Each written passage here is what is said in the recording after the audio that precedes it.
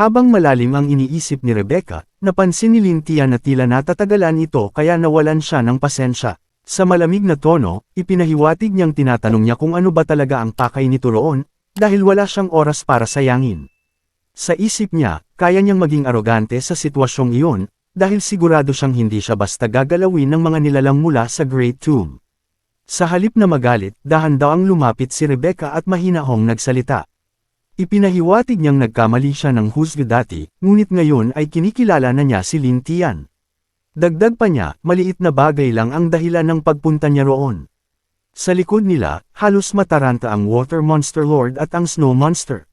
Hindi nila maintindihan kung bakit tila sinusubukang i-please ni Rebecca si Lintian, isang goblin lang sa paningin nila.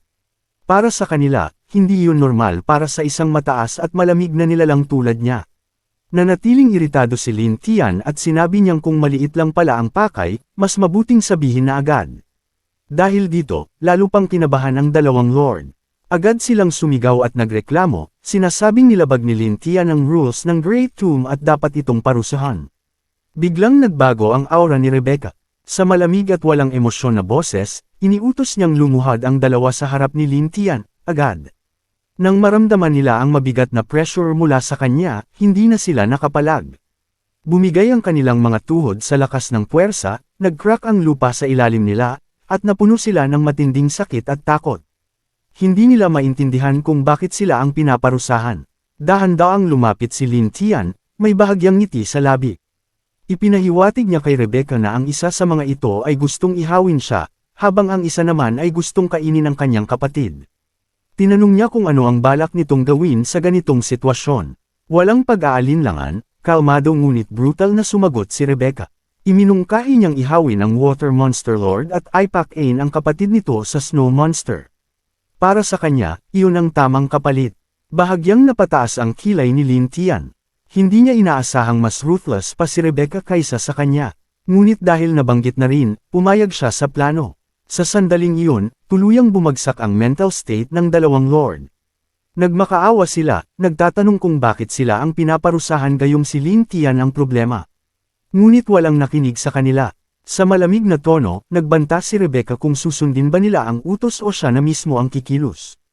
Nang hindi sila sumagot, agad niyang ginamit ang charm magic at kinuha ang kontrol sa kanilang mga isipan.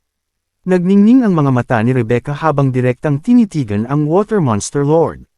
Sa loob ng ilang sandali, nawalan ito ng sariling kontrol. Pagkatapos, sa ilalim ng manipulasyon, ang Snow Monster mismo ang nagtali sa Water Monster Lord at inilagay ito sa roasting rack, habang buhay. Sa harap ng lahat ng goblins, sinimulan nitong lutuin ang sarili niyang kakampi. At hindi pa doon natapos, pinilit din ang Snow Monster na kainin ang kapatid ng Water Monster Lord. Ang mga goblins na nanunood ay napangiwi. Kahit sila, hindi komportable sa sobrang brutal na eksena. Nang makita iyon, tila nasiyahan si Rebecca at tinanong kung kontento na ba si Lintian. Ngunit kabaliktaran ang naging reaksyon nito. Halata ang pagkadiri sa kanyang mukha. Sinabi niyang sapat na iyon at ipahinto na ang ginagawa dahil sobra na itong nakakadiri. Dagdag pa niya, siya na ang bahala sa dalawa, ngunit walang kasiguraduhan kung mabubuhay pa ang mga ito. Saglit na nag-alangan si Rebecca. Ipinaliwanag niyang matagal nang nasa ilalim ng Great Tomb ang dalawang lord at may halaga pa rin ang kanilang lakas. Hindi sumagot si Lintian. Sa halip, tinitigan niya si Rebecca ng malamig. Sa isang iglap, naramdaman ni Rebecca ang matinding takot, parang may nagyayalong presensya na bumalot sa kanya. Napilitan siyang bumantong hininga at pumayag. Sa huli, sinabi niyang iiwanan niya ang dalawang lord kay Lintian, ngunit pinaalala niyang ang kanilang kapangyarihan ay galing sa Bone King, kaya siya ang mananagot sa anumang mangyari. Pagkatapos sabihin iyon, tumalikod si Rebecca. Sa sandaling iyon, bumalik ang dati niyang malamig at mapanghamak na tingin. Unti-unting naging usok na kulay ube ang kanyang katawan hanggang tuluyan siyang naglaho sa hangin. Matapos umalis si Rebecca, dahan-dahang nagkamalay ang Water Monster Lord at ang Snow Monster. Nang makita nila ang kaguluhang sila mismo ang gumawa, parang gumuho ang mundo nila. Agad nakaramdam ng matinding pagkahilo ang Snow Monster, halos masuka sa sarili niyang ginawa, habang nanginginig sa galit at takot. Samantala, ang Water Monster Lord ay nasa miserable na kalagayan, ang balat niya ay tuyot at bitik-bitik, parang isang matandang lampas 100 taon na ang edad. Nang tuluyan silang makabawi, sa kanila napansin na wala na si Rebecca. Lalong lumala ang takot at pagkalito ng Snow Monster. Hindi niya maintindihan kung bakit sila pinabayaan. Sa galit, ibinuhos niya ang sisi kay Lintian, tinatanong kung ano ang ginawa nito at bakit tila pumanig sa kanya si Rebecca. Ngunit malamig lang na tumawa si Lintian, puno ng pangungutya. Ipinaunawa niya na wala silang karapatang malaman ang dahilan. Sa halip, sinabi niyang ang tanging dapat nilang maintindihan ay kahit mamatay sila, magpapatuloy pa rin siya ng masaya. Gagamitin niya ang kanilang tribo bilang breeding machines, gagawing playground ang kanilang teritoryo, at ang mga snow spirit ay gagawin niyang laruan. Sa puntong iyon, tuluyang nawala sa katinoan ang Water Monster Lord. Sa sobrang galit, napadiin ang kagat niya sa sarili niyang ngipin hanggang sa mabasag ang isa. Sumugod siya kay Lintian, ngunit bago pa man siya makalapit, biglang lumitaw si Berserk Goblin sa likuran niya. Sa isang bagsak ng napakalaking palakol, tinamaan ang ulo ng Water Monster Lord. Napatigil siya sa kinatatayuan, at unti-unting tumulo ang likido mula sa nabasag niyang bungo. Kasunod nito, hindi na rin nakagalaw ang Snow Monster. Hindi pa man niya nauunawaan ang nangyayari, isang matalim na sakit ang sumabog sa likod ng ulo niya. Tahimik na sumulpot si Gubudi at walang pag-aatubiling itinulus ang kutsilyo sa kanyang bungo. Sa loob lamang ng ilang sandali, parehong pinatay ng dalawa ang kanilang mga kalaban ng napakadali. Ang dahilan nito ay malinaw, ang Water Monster Lord ay labis ng sugatan at pagod, habang ang Snow Monster naman ay halos wala ng lakas, lalo na't wala siya sa sarili niyang frozen domain kung saan siya dapat ay may infinite revival. Matapos ang lahat, tinignan lamang ni Lintian ang dalawang bangkay ng may halong pagkabagot, tila wala na siyang interes sa kanila. Pagkatapos, naging seryoso ang kanyang mukha. Agad siyang nagbigay ng utos, pinadala niya si Gubudi patungo sa Lionheart Empire at sa simbahan upang mangalap ng impormasyon. Binigyang diin niya na mahalaga ang intel, pero mas mahalaga ang kaligtasan. Pagkatapos nito, nagtungo siya kay Gubo at tinanong ito kung handa na ba ang 1,000 goblins. Sumagot si Gubo na lahat ay naihanda na, ang kanilang mga magulang ay may mataas na talento, at ang potensyal ng mga ito ay ganap ng na-unlock. Lahat ay umabot na sa elite level. Tumanggo si Lintian at iniutos na ilabas ang mga ito ng hiwa-hiwalay. Ilang sandali lang, 1,000 malalaking goblins ang inilabas sa western side. Ang kanilang mga mata ay matatalim, parang mga predator na handang umatake anumang oras. Tinanong sila ni Lintian kung kilala ba nila siya. Dahil sa mabilis na pagdami ng tribo nitong mga nakaraang buwan, marami sa kanila ang hindi pa siya nakikita. Ngunit sabay-sabay silang sumigaw ng, "Boss!" Isang sagot na sobrang sabay-sabay at nakakatakot pakinggan. Sa puntong iyon, lumapit ang Goblin Slayer at ipinaliwanag na kontrolado na niya ang kanilang isipan, kaya hindi na kailangan ng anumang ideological work. Dahil dito, nakaramdam ng kasiyahan si Lintian, malaki ang matitipid niyang oras. Agad siyang nagbigay ng panibagong utos. Ipinaalam niya na ipapadala niya ang mga ito sa isang lugar, at habang nasa biyahe, kailangan nilang manatiling tahimik at huwag makipag-usap kan-inuman maliban sa kanya. Sabay-sabay silang sumagot ng, "Yes, boss," na parabang isang perfectly trained suicide unit. Pagkatapos, hinarap niya muli si Gobo at nagbigay ng karagdagang instructions. Inutusan niya itong ipagpatuloy ang mabilis na breeding dahil matagal siyang mawawala. Kung may mangyaring problema, dapat i-report ito sa Man-Eating Eagle. At kung may panganib, mas mabuting umatras kaysa makipagsapalaran. Dagdag pa niya, kung may dumating mula sa Great Tomb, sabihin lamang na siya ay nasa labas upang mag-scout sa Human Empire.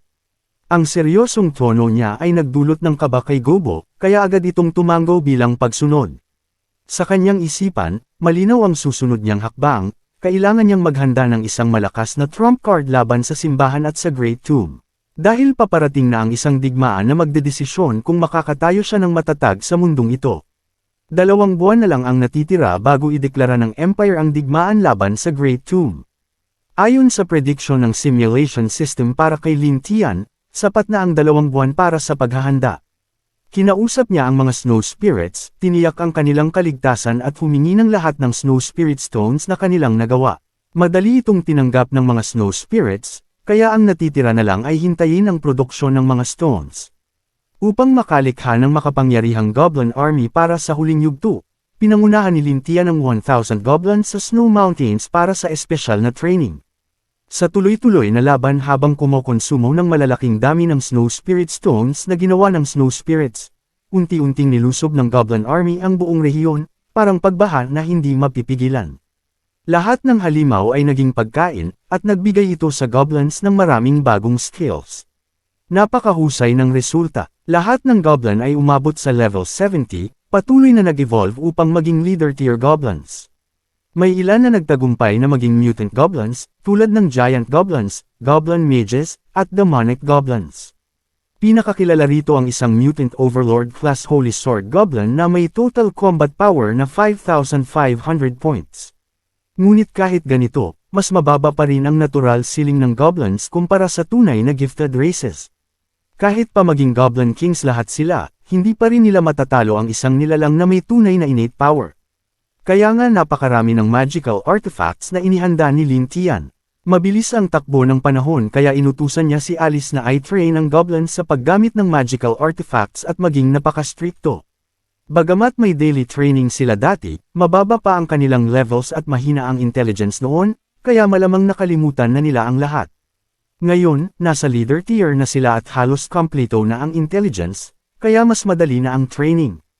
Hindi na pantay-pantay ang distribution ng level up resources. Sa madaling panahon, makakaya niyang i-cultivate ang ilan pa para maging overlord tier beings. Tumango si Alice at sinabi na walang kailangan ng sobrang formalidad para sa final holy war at handa siyang ibigay ang lahat. Agad siyang nagsimula ng training. Mabilis na nagkaroon ng battles. Sa gabay ni Alice at gamit ang magical artifacts, unti-unting naging perfect killing machines ang goblins. Pagkalipas ng 10 araw, handa na ang lahat. Bago bumalik si Lin Tian sa tribo, pinromote niya ang isang mutant overlord tier goblin bilang manager at pinangalanan itong Goblin Sword. Malakas ang katawan nito, halos 2 metro ang taas, at may hawak na world tier sword na tinatawag na Demon Sealing Sword. Kaya nitong i-absorb ang anumang magical attack at ibalik ito sa kalaban. Binigyan ni Lin Tian ng solemn warning si Goblin Sword. Mula ngayon, mananatili ito sa lugar at susunod sa lahat ng utos niya. Walang dahilan na lalabas kahit kalahating hakbang nang walang pahintulot. Tumango si Goblin Sword at sinabing naiintindihan at handang magsilbi hanggang sa buhay. Pagkatapos nito, umalis na si Lin Tian kasama si Alice at bumalik sa tribo. Palapit na ang deadline. Hindi alam kung ideklara ng Lionheart Empire ang digmaan kahit ngayong araw. Pagbalik sa tribo, namangha si Lin Tian sa dami ng goblins na naroon. 2 buwan lang, at dumoble ang bilang ng goblins.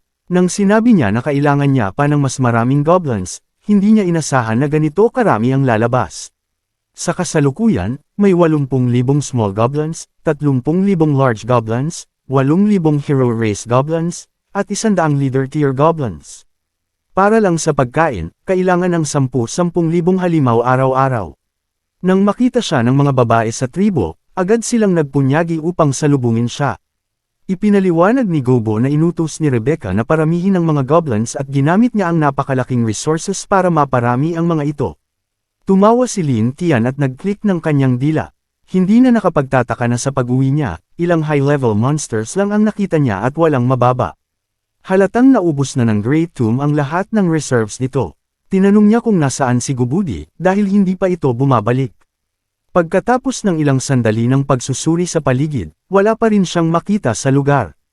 Sa normal na sitwasyon, tuwing babalik si Lin Tian sa tribo, sila agad ang unang nagtatakbuhan at pumapalibot sa kanya, binabalik-balikan ang lahat ng nangyari sa mga nakaraang panahon. Ngunit sa pagkakataong iyon, inihayag ni Berserk Goblin na matagal na nilang hindi nakita si Gubudi, mahigit 1 buwan na. Nag-alala si Lin Tian, at nagtanong kung sigurado ba silang ligtas ito. Nagkunot-noo si Lin Tian. Wala nang oras para maghanap ngayon, kaya agad niyang tinutukan ang mas mahalagang bagay. Tinanong niya si Goblin Slayer tungkol sa kalagayan ng armas, dahil napakahalaga nito, lalo na para sa low-tier goblins. Hindi mataas ang depensa ng mga ito, pero sobrang dami nila. Kung bawat isa ay may dalang bakal, kahit 1 tusok lang kada goblin, sapat na iyon para ipadala sa libingan ng mga sundalo ng tao. Maingat na inilabas ni Goblin Slayer ang maliit na notebook at inihayag ang bilang, 50,000 short swords, 20,000 sets ng iron armor, 20,000 long swords, at humigit kumulang 5,000 iba pang armas. Ang natira ay shields, spears, at lances. Naiwang nakakalungkot ang sitwasyon dahil sa kakulangan ng oras, kung hindi, bawat goblin ay magkakaroon ng sariling bakal at custom-made armor. Bumaba ang kilay ni Lin Tian at pinuri siya. Sabi niya, mahusay ang nagawa. Ngunit bago pa man matapos ang kanyang pananalita, isang itim na anino ang biglang dumating ng mabilis. Boss, nagbago ang sitwasyon. Kailangan nating umalis kaagad. Wala na halos pagkakataong manalo, sabi nito. Lahat ay nagkunot-nuo at hinarap ang pinagmulan ng boses. Nakita nilang bumalik si Gubudi, may ilang sugat sa katawan, at mukha ay puno ng matinding pagkabahala. Lumapit si Lin Tian ng mabilis at utos na sinabi, huwag magpanik. Ipaliwanag mo kung ano ang nangyari. Unti-unting, nakapagpakalma si Gubudi, pero ramdam pa rin ang kaguluhan sa kanyang paghinga at emosyon. Ipinahayag niya ang balita, inorganisa ng Lionheart Empire ang 100,000 sundalo na fully equipped sa heavy armor. Napakabigat ng balitang iyon para kay Lin Tian. Alam niyang ang bawat fully armored soldier ay napakalakas. Ang katawan nila ay parang kahon ng bakal na halos hindi matusok, at kahit mabagal ang kilos kumpara sa light armor, kayang unti-unting ubusin ang kalaban. At ngayon, 100,000 ang ganitong hukbo ang handa na. Napagtanto ni Lin Tian na marahil ito ang dahilan kung bakit sa mga nakaraang simulation results, palaging siya ang namamatay. Pinagplanuhan ba ng Lionheart Empire na ubusin ang National Treasury para sa labang ito? Kahit hindi sila matalo, kung sobra ang lugi madali silang mapapahamak sa kalapit na bansa. Nakatayo sa kanyang tabi si Alice, na may napakaseryosong ekspresyon din. Ipinaalala niya na hindi lang ang Lionheart Empire ang kaaway, kundi pati ang Church. Kailangan nilang magtiis. Malaki ang posibilidad na igalaw ng Church lahat ng miyembro nito, kaya delikado silang tuluyang ma-wipe out. Sumang-ayon si Goblin Slayer at nagmungkahi na baka pwede silang umatras upang subjugate ang isang super great overlord race tribe, para makabalik sa sitwasyon. Ngunit dahan daw ang sinabi ni Lin Tian na walang lugar kung saan pwede silang umatras. Napakalaki ng bilang ng goblins sa buong kontinente, wala ni isang lugar na sapat para sa kanilang tribu. Ipinahayag niya ang katotohanan ng pagiging goblin, ang pagiging ipinanganak na may kasalanan. Dahil sa kanilang mababang status, lahat ay gustong talunin at patayin sila. Ang tanging halaga ng goblins ay maging sakripisyo para sa paglago ng malalakas, at kahit ang Goblin Kings ay hindi matagal bago silang mapuksa ng mga tao o ibang lahi. Narinig man ito ng Elf Queen at nakaramdam ng lungkot, alam niyang kung haharapin nila ang Empire ngayon, mawawasak ang tribo at masasayang lahat ng pagsusumikap ng nakaraang taon. Ngunit para kay Lin Tian, hindi mahalaga ang buhay o kamatayan ng small o large goblins. Kung lalaban sila hanggang wakas. Kung hindi, walang araw na magbabago ang sitwasyon. Alam ni Lin Tian na tanging sa digmaan lang mapipilitin ang Great Tomb na makialam, na magdudulot ng malalaking lugi sa magkabilang panig, kaya maliligtas ang Goblin Tribe. Agad niyang iniutos ang mobilization ng lahat ng lakas, paggawa ng mas maraming armas at armor, at kompletuhin ang lahat ng paghahanda kaagad.